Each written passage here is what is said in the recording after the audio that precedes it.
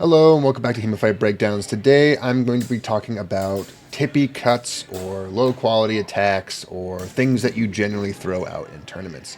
And I want to talk about them a little bit because they're starting to flare up in conversation again, where people want to talk about rules and rule sets and what kinds of attacks they consider valid and which kind of attacks they throw out.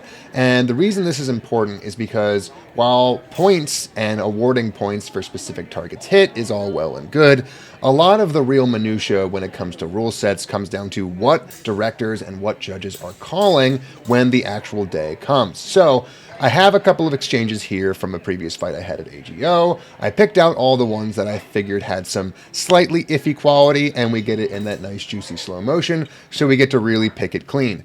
So I'm going to show a bunch of attacks here that maybe land and maybe don't land. I don't want this to be a criticism of the judges here. We get the benefit of 2020 hindsight, and I want to talk specifically about how each one potentially fails and whether or not it should or should not be called as valid. So for our first exchange here, we actually have a really complicated one because there are actually a couple of considerably low quality hand strikes in this sequence. Coming up, we dance around each other for a little bit. My opponent throws a little bit of a feint. I throw a hand shot, and when we watch the slow-mo, what we see here is that it looks like I just barely nick the cross guard and then tickle the very bottom of my opponent's bottom hand. Not really a whole lot of great contact, but from a purely physics-based perspective, one in which the molecules of my sword do in fact touch the molecules of his glove. After that, my opponent throws a counter shot, which looks to hit about the lower part of my sword, skip off, and then shave the hair off the back of my hand. Another strike that does make a pretty considerable noise when it happens, but maybe is of iffy quality, at which point we finally separate again, and I throw a cut to the hands that does seem to land with edge on and looks pretty okay. But the question is, which, when you're watching this live and in person, do you call and which do you judge? And the problem is that in this particular exchange, my first hand shot to the very bottom of the hand was not called anything, and I think they're correct to do so. But the second shot to my hand was called something. And when we're watching this back in slow motion, what we have to think about is why or how we want to set up our rules to judge this particular interaction. Again, I don't really care much for the concept of martial validity, but if you were the type of person who cared about that, what you would essentially be asking yourself is, would this cut? Would this cut a tatami mat? Would this cut a piece of clay? Would this cut a piece of human flesh? Not that we didn't know that one anyway. And the answer is, you don't know. So the thing about this particular exchange and this particular hand cut is that as my opponent's sword hits my sword, it flattens out. And the reason it flattens out is because our swords are very, very flexible. And one thing you get to see when you watch this stuff in really slow motion is that the swords are flopping around all the time, including on cuts. Anybody who thinks that these swords are very, stiff when you hit on the edge is unfortunately quite wrong. And a lot of the times, even your good-looking cuts with your edge on still flop around like a dead fish and flatten out every time they make contact. And that's a good thing. We want that because if they didn't do that, they would probably break bones. So the reason that we might call this shot here to my hand isn't necessarily because my opponent did anything wrong, simply that the floppiness of the sword turned what would have been a perfectly normal cut into a flat cut. However, there's another element here. The fact that my opponent's sword hit my sword first and then skipped off and hit my hand means that it lost a huge amount of its momentum before it shaved the back of my hand. Also, the fact that I'm wearing a glove that sticks out the back of my hand a good 4 inches or whatever past where it normally would sit because it's a really thick glove and it needs to protect me means that chances are this might not have hit my hand if it was just a normal human hand holding that sword and not an extra thick lobster glove. So again, when we go back to martial validity, things just start to all fall apart, and in my mind, it's not a great way to try to judge this exchange. Instead, what we should do is try to judge a concept known as intention. That is something that's way more sporty and way less historical, unfortunately, but it does help us categorize this intention. What we're basically saying here is that my opponent's intent was to hit me in the hand with this cut. They did manage to hit me in the hand with this cut. And it is only a function of the gear being safe that allowed both the skip off of the sword to become flat and the shave of the back of my hand to actually make contact that changed that intent from something where, maybe if there was a different situation, it wouldn't have worked. But in this situation, it did. And the question is, do we want to throw out intentions where gear is the reason it succeeds, or do we want to allow it to happen? And in my mind, you have to kind of err on the side of the gear. You have to make the assumption that gear is going to meaningfully change things in these interactions, but you should still judge based on the gear. Think about it this way. Our masks also put a couple inches of space between our actual face and the outside world. So when something only hits the front of the mask, do you consider it an invalid cut because there's a magical force field between your face and the outside of the mask? No. You consider the front of the mask to now be the face. And I consider this exact same situation with these gloves.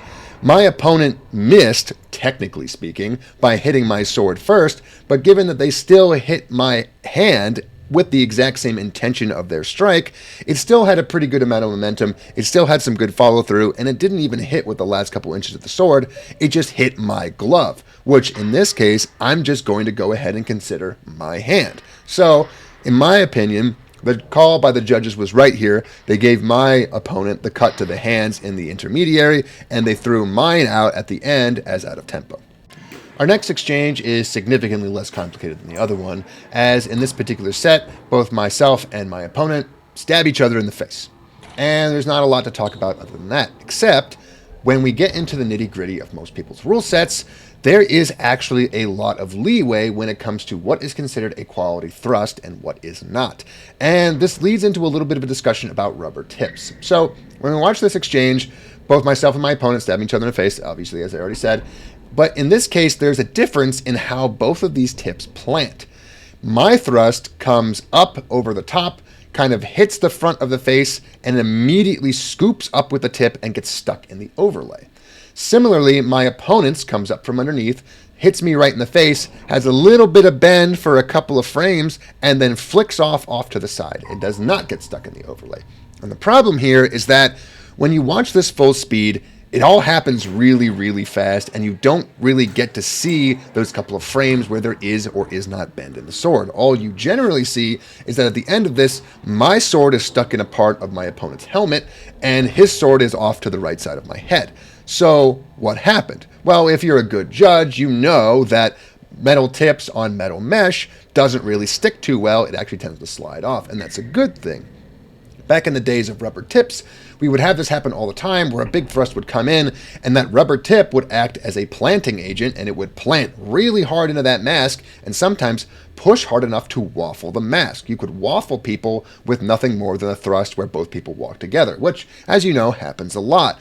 And as a result, people stopped putting rubber tips on their swords because they were tired of this whiplash concussion effect that kept happening when people would stab each other. However, the advantage of the rubber tip was that it made it extremely obvious when you landed a thrust. The fact that the rubber stopped it from sliding around meant that every single ounce of momentum you had going forward would instead convert into bending the sword, which means in most rule sets, people still have a rule about the quality of thrust requiring a bend.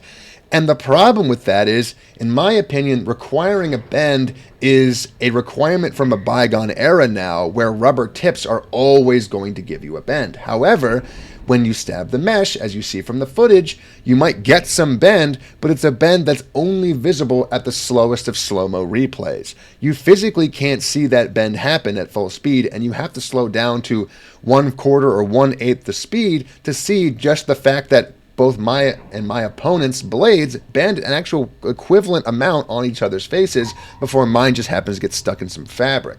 So what do you do about this? Well, if you have rules, and you have a rule that says there must be bend, make an allowance for the concept of skipping off the front of the mash.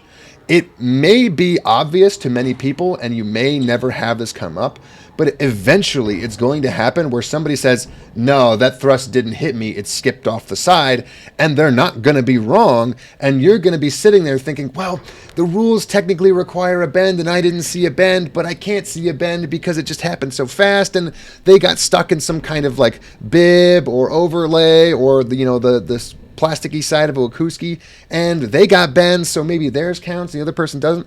You don't want to end up in that situation.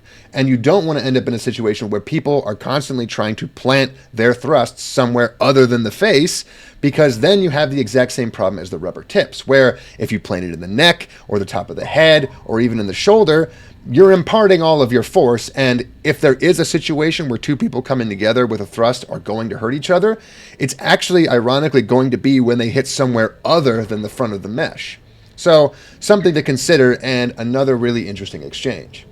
Our next exchange is a little bit complicated, in that there is two more instances of potentially low quality attacks here. What happens in this exchange is we have a little bit of a back and forth on a parry repost. I throw an attack, my opponent parries it, they pivot off of that parry, throw a counterattack of their own, which kind of hits me in the head. However, there were two things that happened here. One, when I threw my initial attack, it was clearly parried. However, after my attack was parried, my opponent moved their hands to start throwing their counterattack, and when they did so, they placed my sword back onto their hands. At which point, as they threw their follow-up attack, they also drug my sword down their hands. Theoretically, this could be considered a slice. However, there is a question of intent. After that happens, my opponent's counterattack, which they had to kind of cut their hands up a little bit to throw, lands simultaneously on my head or my neck area and my blade, which means that I just didn't quite get a parry up. And this brings up the question of blowing through parries as whether or not they're valid. So we're going to start with the first one, and that is the slice. Going back to something I mentioned earlier, I think it's really, really silly to try to judge martial validity based on the idea that we were both fencing naked with sharp swords, because in that instance, this probably would have cut my opponent. Very, very fair. If we're doing a Bloss-Fectin style fight, first blood is what counts. However, at the end of the day, the martial validity starts to fall apart yet again, because without the aid of this slow-mo replay, chances are my opponent wouldn't have even noticed that they got cut after parrying successfully until they had already cut my neck open with their follow-up. The idea here that you have to go to the first blood doesn't really mean a whole lot, because historically they didn't have slow-mo cameras or the ability to review footage, and all they really had the ability to do was check out what their friend had marked on them when they walked back to their second stumbling and crying. The idea here is that my opponent probably would never have noticed that they got cut until they walked back, and maybe, potentially, I didn't notice that I got cut because I thought I successfully parried.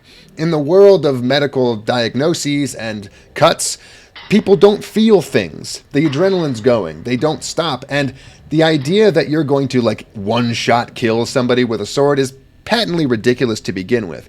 So, again, martial validity just doesn't really help us here.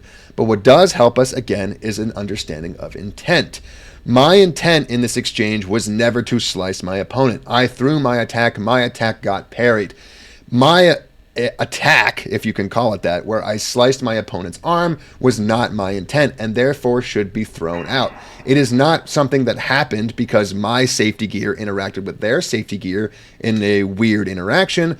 It just simply happened that the edge of my sword happened to be in a spot where somebody else's arm was, and as I was pulling my sword down to try to parry my opening, I incidentally dragged my sword along an arm.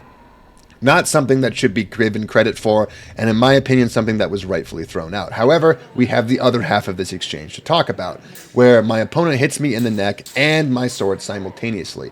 And the question has to be, do we count attacks that are partially parried? The idea here being that if you hear any kind of sword or metal noise when you land an attack, chances are it hit the sword at the exact same time. And when we watch the slow-mo here, a little bit of a gear interaction is happening, where my opponent's blade comes in, hits me and my blade at the same time, and as a result of hitting my blade, starts to go wicky-wacky inflatable arm flailing tube man mode. It bends and twists in the wind, as all swords do when you watch them in slow motion, but when you watch this live, doesn't appear to be happening at all. So If we're going to go back to martial validity, the problem here is that whenever sword touches sword and deforms in such a way, you can pretty much guarantee that the edge of my opponent's blade was not what hit my head. Does that matter? Well, again, in my opinion, no. Because swords, when they interact at this level of flexibility, and even maybe at a historical level of flexibility, are going to deform so much that chances are, at the end of the day, it'd still probably cut me. It just wouldn't necessarily decapitate me. And trying to go into the nitty-gritty of how much damage it would have done with that kind of parry just isn't a useful kind of conversation to have. Instead, what we talk about is intent. My opponent clearly intended to hit me, and I clearly intended to parry, but which do we give priority? Do we give my intent to parry the priority, where we say, he tried to parry, but he only got it mostly the way there, it probably would have ruined the cut, credit to the defense? Or do we say, the opponent clearly intended to kill, they almost got all the way through, maybe that would have done some damage? And in my opinion, you want to give advantage to the attacker in this situation, almost a kind of right of way, where people who are throwing attacks are already putting themselves at risk, because I could theoretically just suicidally throw something straight into them when this happened. You want to give attacks priority, because otherwise no one will ever attack. And if you constantly give credit to the defense, you're going to come up with situations over and over again where people are able to put some metal object or some piece of their metal sword in between them and any kind of offense, and reliably use that as a method to half-assedly defend and then throw a counterattack with full priority. So be super careful with this, but in my opinion, a really great call by the judges, and an exchange where the right call was made. Now, the last one I want to cover is actually probably the most common one, and that is flat. It's flat. And in this particular interaction, what happens here is I throw a right Zverkow, and my opponent throws a left Zverkow with the intent of counter Zverking me, which is a very smart thing to try to do. However, it looks like my opponent's counter Zverkow is flat and mine is not. How do you judge this? Well, on the time, the judges here said that my opponent's cut was flat and mine was not, and they gave me full credit. However, you can probably already hear the Meyerists in the chat screaming and crying, because, according to them, flat cuts count in Meyer. And what do we do with that? From a martial validity standpoint, they really don't have a leg to stand on, but as we heard before, I don't care about martial validity. So how do we diagnose this situation without talking about whether or not a flat cut can cut? And the answer is intent, yet again. However, in this particular instance, if you say, as the Meyerist would, that they intended to throw a flat Zverk with the intention of, landing a strike and staying safe at the same time, what we have to talk about is intent of defense, or intent of counterattacking defense. So what we see here is that I parry up, I throw my Zverk around the side, and in order to race me to my Zverkow, my opponent has to cut the rotation of their Zverkow very, very short. This is a very intentional thing that people do, and part of the reason why the Meyerists will tell you that the Prellhal, aka the flat strike to the side of the head, is so effective. It's because it allows you to shortcut your rotation and make your Zverkow even faster. However, the result is, of course, that the more you shortcut your rotation, the flatter your strike gets. And as a result, I am essentially punished by throwing an edge-on strike because I have to do my full rotation, and my opponent is rewarded for shortcutting their rotation because they get there faster. This, in the world of Defektschule in Meyer's day, was considered a great demonstration of your speed and technique. Great, cool, but we're not there. So what kind of rules do we want to have for our tournaments that distinguish this from either a great display of speed and skill or a kind of cheeky little shortcut you're taking to try to cheese the judges? And the answer, in my opinion, is we have to default to a certain level of quality that we want out of cuts, not necessarily because we want to believe that they would kill, but because we want to emphasize people's wider, slower, and more tactical motions. Something that people complain about when it comes to Olympic fencing is that all of their motions are really small, really tight, and really fast. And as a result, like in our previous exchange, you sometimes result in people throwing up a defense that doesn't actually defend, or an offense that doesn't actually really do much of anything, and still getting full credit for it. And one of the ways that we combat this problem is by having quality requirements on our cuts and on our thrusts. But in this particular sense, We can't just rely on intent anymore, and we have to rely on a consequential motion and a consequential definition of what a cut is. In this instance, if you define a cut as requiring the edge of the blade, you throw out all the Prellhaus and you keep the Zwerghaus. You keep the counter Zwerghaus that are fast enough, but you also make sure to emphasize the idea that defense is one in which the edge does not make proper contact with its target, but one in which the flat, making intentional target, gets thrown out. Make sense? Hopefully. If you're a Mayerist and you're already typing in the chat about how I'm dumb and wrong, feel free to do so on my next video. But until then, I will see you next time.